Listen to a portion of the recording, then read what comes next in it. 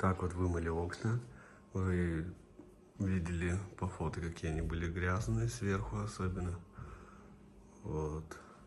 После дождей там. Снизу. Где-то из каких-то резинок сверху пропускают конденсат, воду. И вот это вот уже образовывается кальций. Это надо уже окна либо разбирать, либо уже под замену. Вот это окно и вот это вот немного появляется. Третье еще немного, вот тут снизу. Это все с внутренней стороны идет. А так остальные все окна в порядке. Это надо вызывать оконщиков.